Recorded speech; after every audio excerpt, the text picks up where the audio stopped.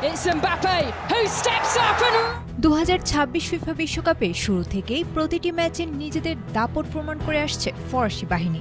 সেই বাহিনীর দুর্দান্ত পারফর্মার অধিনায়ক কিলিয়ান এমবাপ্পেও সম্প্রতি করেছেন বিশ্ব রেকর্ড, নিশ্চিত করেছেন সেমিফাইনালে টিকেটও। কিন্তু এত অর্জনের পরও বড় মাপের একটি ধাক্কা খেয়েছেন বিশেষ জায়গায়, পড়েছেন আইনি জটিলতায়। কি সেই দুর্ঘটনা যার জন্য তাকে যেতে হতে পারে 3 বছরের জেলবন্দিতে?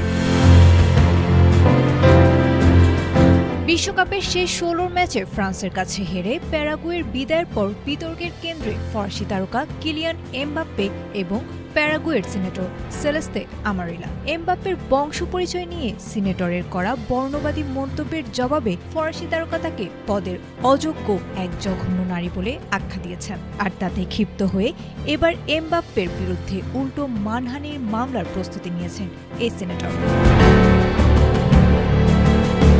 আমারিলার আইনজীবীর দাবি, অভিযোগ প্রমাণিত হলে প্যারাগুয়ের আইনে এমবাপ্পের সর্বোচ্চ 3 বছরের জেল হতে পারে, এমনকি কার্যকর হতে পারে বন্দি প্রত্যর্পণ চুক্তিও। তবে নিজের করা আপত্তিকর মন্তব্যের জেরে ফ্রান্সেও বর্ণবাদের তদন্তের মুখে আছেন এই নারী সিনেটর।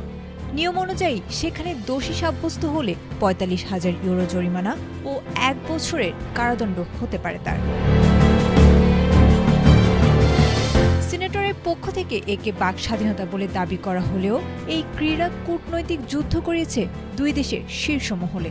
ফরাসি প্রেসিডেন্ট ইমানুয়েল ম্যাক্রো যেখানে ঘরের ছেলের পাশে দাঁড়িয়েছেন, সেখানে প্যারাগুয়ের প্রেসিডেন্ট সান্তিয়াগো পেনা স্পষ্ট জানিয়ে দিয়েছেন এই কুরুচিপূর্ণ মন্তব্য কোনোভাবেই তাদের দেশের মূল্যবোধের প্রতিনিধিত্ব করে না।